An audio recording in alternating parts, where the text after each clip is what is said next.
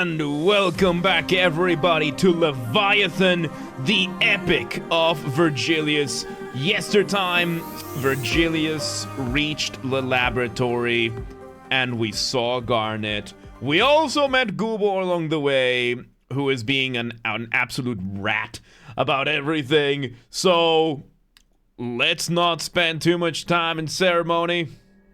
Let's go. Book 17. Crying voices. Let's go. There was a cry rising from within. The beginning of every human being is also a cry, just as in the old tale that speaks of man's expulsion from paradise for committing the sin of coveting the forbidden fruit. Mankind once again weeps as we are burdened with life. The Bible is canon in Limbus Company. There you go. Yep, look. I'm not the one who broke the deal, okay? So, get you around, Frenzy, get you around. For the sin of bearing sin is too great. I gaze at the red jewel, or perhaps it's a red egg, standing before me. I thought of calling his name, but I immediately gave up, because I found my Gladius lying on the floor. Garnet never handled anything recklessly, maybe due to his years in the orphanage, where the concept of ownership was vague, perhaps because he realized early how to survive in the city. He even kept the wrapping paper from the gifts I gave him.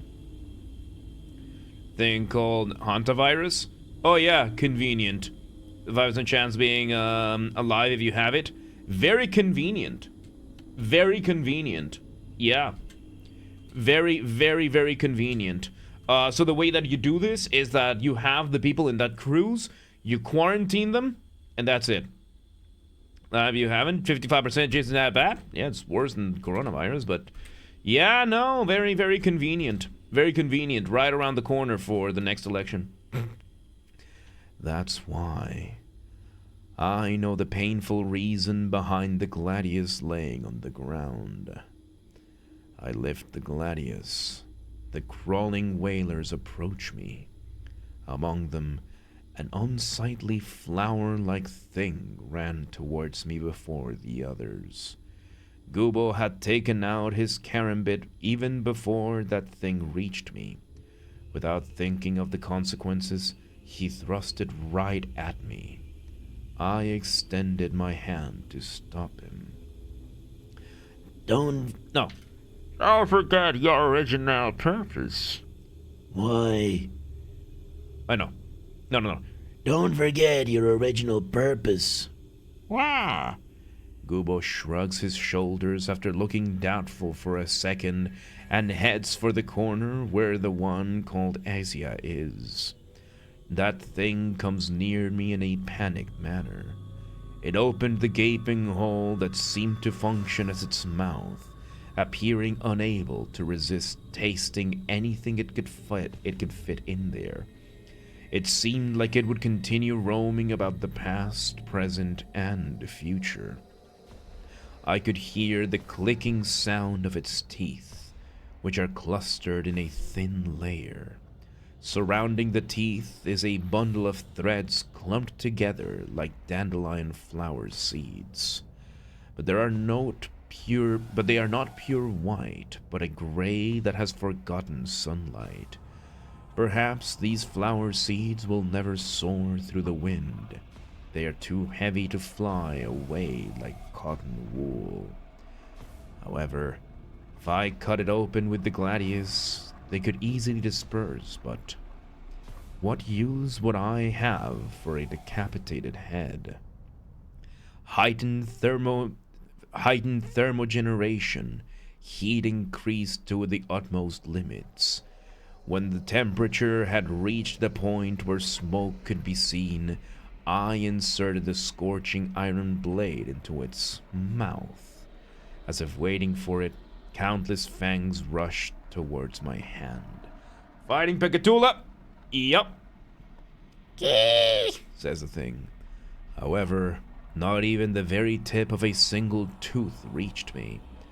A strange moaning sounded simultaneously to the searing of the heat, and a terrible burning smell spread. The red-hot gladius appeared to have sealed the mouth of this greedy one, yet the eyes of this thing still looked directly at me, and its mouth, which refused to close, constantly prodded at me. This thing doesn't know how to give up. It has no patience. It's filled only with the desire to chew and swallow. Yep, on hit, inflict, yep. As I pull out my gladius, a bloody sensation fills my head. My vision is disturbed by the cries, and memories of the past rush between the cracks. When one lusts insatiably after riches, nothing will ever suffice. Denver was the first among us to realize that fact. After many nights of extreme hunger to the point of fainting, Denver had become a voracious whirlwind. Driven only by desire, she leaped forward, unconcerned if it caused all the roads she traversed to crumble. Such feelings of self-pity had pushed her to the garbage dump, along with the chicken bone fragments that one day had been her meals. I'm not so different, no. Perhaps I was even more miserable. For the sake of the children in the orphanage, to protect the office, to endure my own, I repeated numerous excuses as my reasons and turning points, but I, and her too, simply wanted to catch something and eat it whole to make us feel alive. We were all hungry. We were too busy forcefully trying to satisfy our desires, sinking our teeth into somebody's flesh, consuming it without being able to digest it properly. I am no different than I was then. I peeled off a piece of flesh entangled in the gladius. The red guys, you don't seem to know, do you? I looked towards the voice. Oh no, it's Jumsoon. The red gaze? You don't seem to know, do you? I looked toward the voice I heard and see Jumsoon gasping, barely able to stand. Wounds could be seen all over his body. As he pressured into a struggle. No! Was he pressured into a struggle during his fight with Garnet? Or did the crawling whaler stubbornly cling to him? This thing's true identity! Shall I tell you what it is? I silently approached Jumsoon. It was all too obvious that he was anticipating me. His eyes watched to see if I could fall to my knees in anguish in the face of despair. However, another whaler tried to close the gap. I twist the handle and make the blade burn hot red. It has several feet attached to it, bare feet. They're completely swollen, as if it had wandered from place to place. Oh god, that's the other dude. Denver became a Picatula? Maybe. Maybe it would explain why we haven't seen her since. But we don't know if she was taken to the lab or not. We just know that she eye-kissed the other docent. So yeah, on its feet, an unusual piece of cloth clings to them. It's a fabric with a jumble of blue and black patterns. I had seen that before. I had seen a child in the orphanage wearing it to hide a large scar on her ankle caused by broken glass. It belonged to a certain child from the orphanage. Oh boy. Definitely doesn't reserve global lockdown. We realized that global lockdowns are not worth it. It's not worth it. The price down the line is way too big for a global lockdown. Like, that is simply not an option anymore. And if they try to push it again, it's just gonna lead to a global... Like, it's gonna just be even worse than the first time around. So yeah, no lockdowns. Not even if it's worth or not. Like this, it's just not an option anymore. People have learned you need like having another pandemic this close to the last one. You are 98, like what 94 years too early between pandemics. So no, is it even gonna spread? I mean, if the cruise that is handling these people is careless enough, yeah. But we have we should have the what's it called the measures for it by now. But yeah, no, like a global pandemic, simply not an option. Simply not an option. Like locking down, not an option. Not an option. So yeah. Anyway, with displeasure, I am reminded of that day. There was one day that children always waited for with bated breath. On that day, they were lavished with gifts and blessings simply because they were children.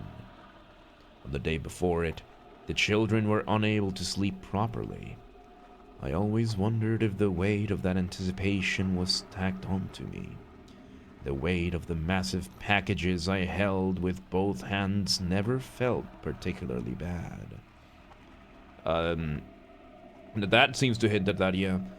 Garnet later told me that the reason the kids waited so impatiently was not to receive their presents, but to see me become particularly generous with my laughter on that one day. When I realized why their faces would become so bright as they looked as they looked into my eyes, to see to the point of forgetting to put on their shoes, I couldn't help to smile.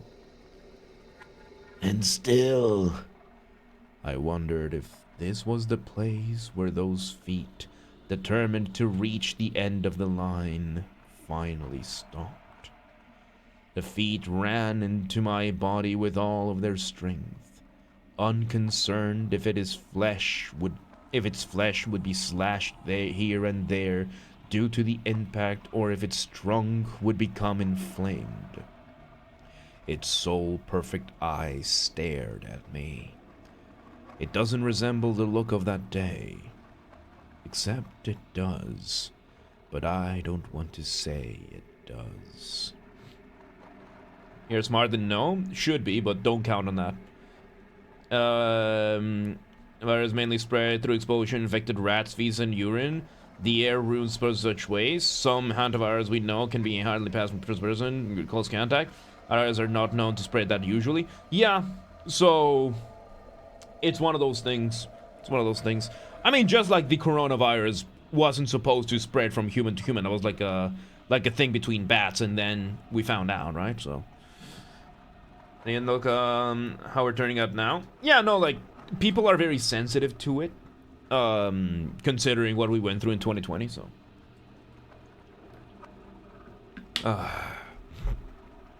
nothing ever happens, o'clock. I know, right? Just panicking too much because they're scared of another COVID case. Yeah, and people are not scared of COVID. They are scared to have the same response to COVID.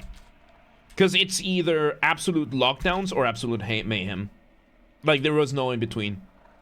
There was no in between. And it sucked. Yeah, it sucked. Oh, God. Anyway, let's not get carried out with that. Let's get carried out with this. I must not be tainted by this new flow. I avoid its gaze and slit its many ankles. yeah. The bloodlust, stopped by the cauterization, doesn't lead to its death. Instead, it slumps down and cowers, yet it never stops crawling, so it can reach me. Its cries echo throughout the room, and the lumps of flesh writhe senselessly. A warm, raw feeling travels down my fingertips. This time, too, the cries pushed me far, far into the past. On my first visit to the orphanage, I still was hesitant. And then, one of the children suddenly came up to me and grabbed my hand. Well, mister, your cat is so rough. The tiny palm touched the back of my hand without any hesitation. Although it was covered with blisters, the soft warmth that showered my hand was exceedingly warm. That was when I recognized how much I missed that warmth. I wanted to huddle together and dwell in that warmth all the time. Even if I knew that nothing more, if I knew that was nothing more than deception and his hypocrisy. Why? I didn't need to open my mouth to reply, for Jumsoon already seemed to know the answer. Jumsoon backed away as if he didn't anticipate it. Why? You already knew the truth. Did he want to ask me how I could stay so calm? I was under no obligation to answer, so I kept my mind silent. This is rather nice, isn't it? The red gaze. It's because of that unexpectedness that you're so fun. Jumsoon continues to yell. As you gather all rift generators on me, you must concentrate them all on me. He shouted as Azia, his face contorted in a strange, eerie way. Will you be able to stand it? If I can't bear it, would that even matter? Increase the refraction index to the same level as before. No, turn it to the maximum. Jumsoon yelled loudly, perhaps in a hurry, or maybe it was a cry of ecstasy. In that case, the rifts and the glass windows would reach an absurd reading. If that kid was accepted, why can I? And aren't you hoping for that deep inside to see what happens to me? To deny. Doctor, turn off my cringe inhibitors. There you go. Good day, welcome to the hidden. Next to Azia, Gubo was also looking at Jumsoon with an intrigued face. It wasn't the kind of expression one would expect when faced with an enemy. They all looked the same.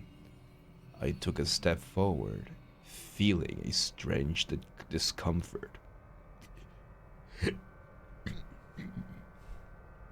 At that moment, I felt something shimmering and looked around the area to see all the reflectors attached to the top of the experimental tubes facing towards Jumsoon. I couldn't see it, but I felt like something was shining intensely down on me.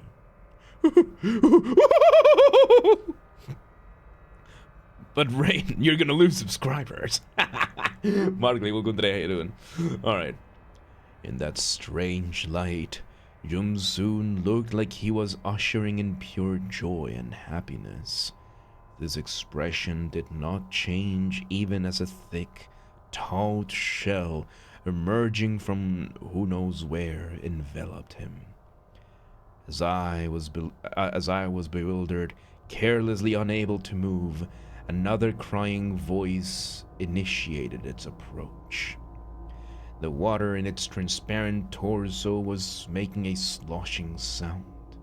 It seemed that the only course it could take was to sink into the mire, giving up and flowing. However, it seems to have difficulty controlling its sinking, spitting out the water in its lungs. The water comes rushing out to the floor as if it's sighing. I burned its mouth shut. Now it can't spit out anything anymore. A damp sensation coils around my body. Memories of bygone days, similar to before, come flooding in, undulating like waves. I spent a lot of time alone. Being a fixer is akin to building a wall brick by brick, all the while trying to rise above it all on your own. In the end, the day comes when you'll have no option but to become a pawn in somebody else's schemes. There will be no one willing to take you back. That's why you have to build the wall by yourself.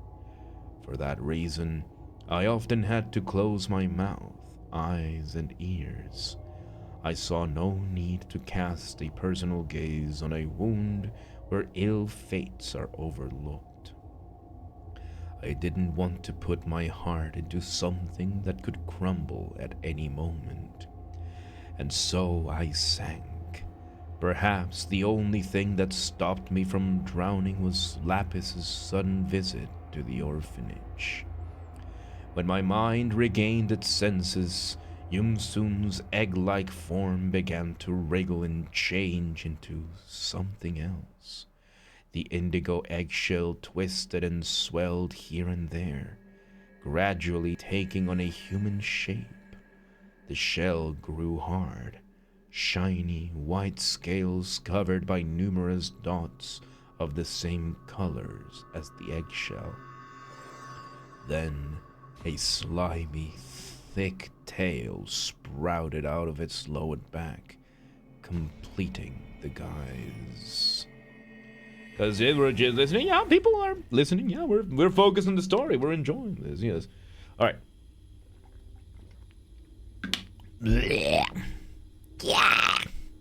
A speckled foot crushed the thing in front of me. Pouring out of it, together with the water, was a hairband outfitted with a cherry fruit ornament.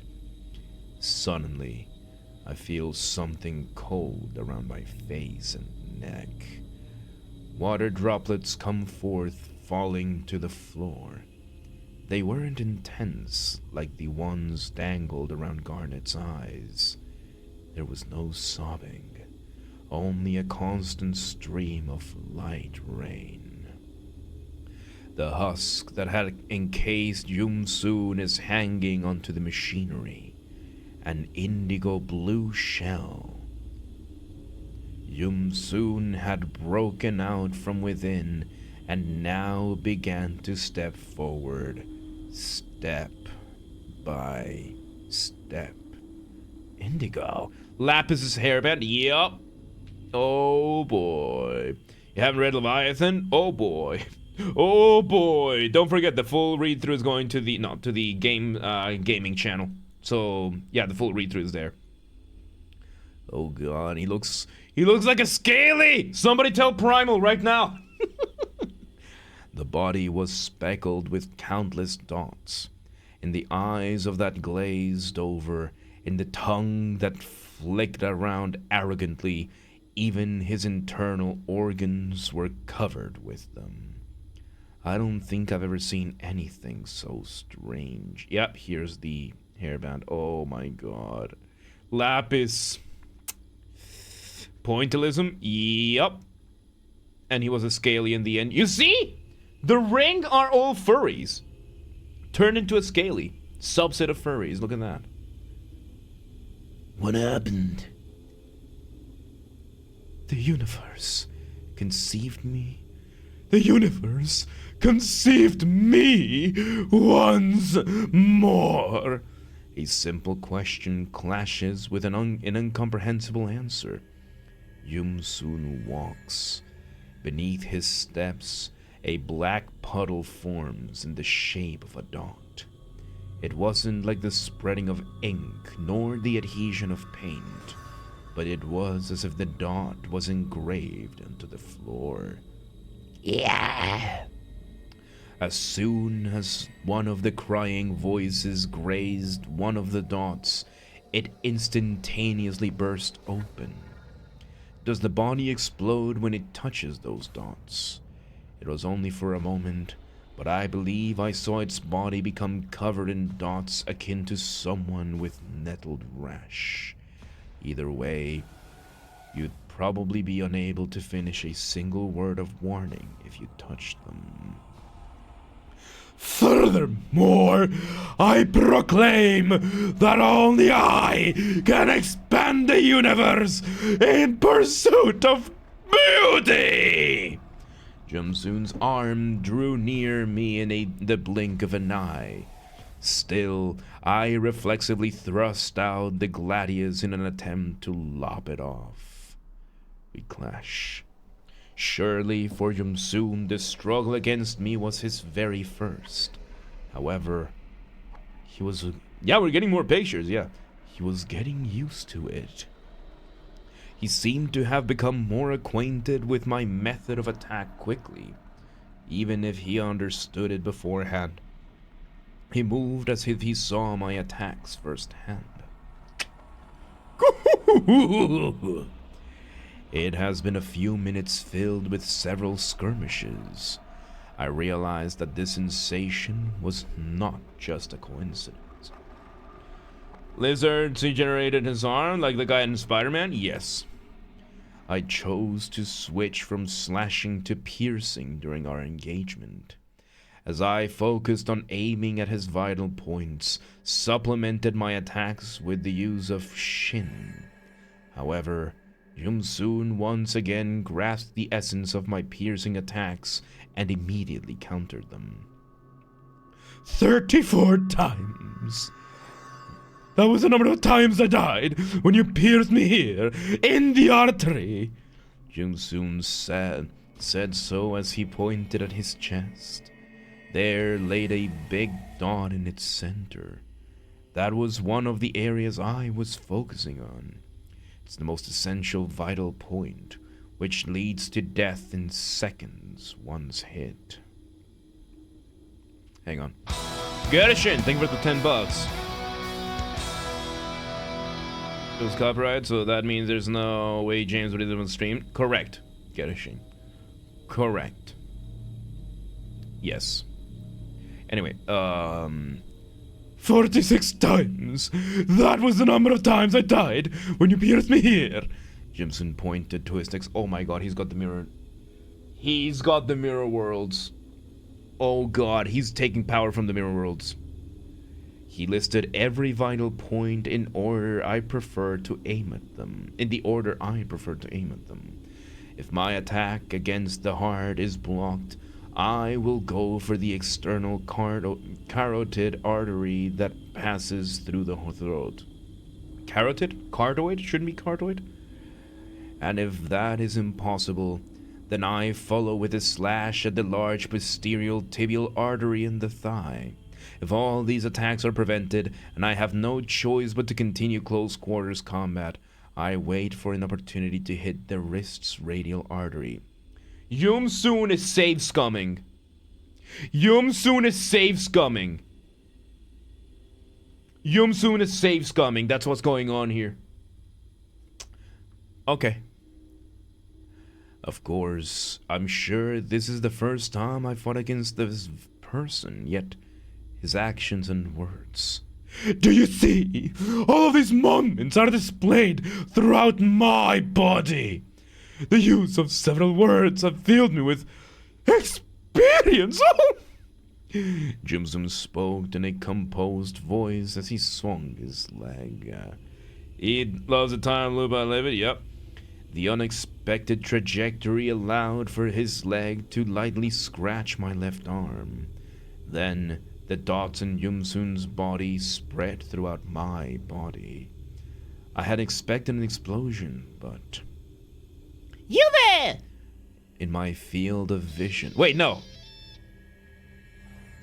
Squirtle, thank you for the follow. Welcome to the Mosh Pit. Welcome today, head in. So, get that fucker. You there! In my field of vision... Oh no, Lapis, yeah! You there! Lapis was here. My back was bleeding before I knew it. There was a thin knife stuck in it that Lapis must have stabbed me with just now. That kid always appeared unnoticed when I would deliver the presents with a merry smile and candy in her mouth. Those times, she would always write something ridiculous on a piece of paper and stick it on my back. Now that had become a sharp weapon. Why did you do that? Lapis' questions pierced... No. Why did you do that? Lapis' question pierced through me, deeper than that blade. The question was vague, but I understood its intent. I was the one who killed those children's parents and sent them to the orphanage. I sensed Lapis' surprise attack. There was no way I couldn't. I could have avoided it or fought against her, but I chose to ignore the tingling pain of the thin blade that had stabbed me. But I couldn't ignore that. You get every presents, send money every month. Did you get any consolation from that? No, no consolation was to be found. Maybe I was wishing for this day. Instead of staring at the gift in my hands, looking at your expectant eyes for the moment and realizing you had put a piece of paper in my back, I wanted you to stab me in that very same spot with all the force you could muster. As I pointed at the corpses of your parents with the same blade that took their lives, I wondered if the only way to heal that wound would be not by whistling and rolling candy around your mouth, as you've always done, but with the edge of a pale, thin blade. Oi, mister! Before I knew it, I was in my office. It had become a hellscape, as if attempting to show that a fierce battle had taken place. Not a single desk or drawer was where they were meant to be. Lan Yen was lying in a strange position. His entire body was covered with dozens of wounds, as if he had been slashed to pieces. Garnet lay beside him as well. This was the consequence of my judgment. We should have stayed together no matter what. I could hear Garnet saying, I want to be a part of your strategy. Mr. Yen protected me. I examined the depth of the wounds Garnet had sustained.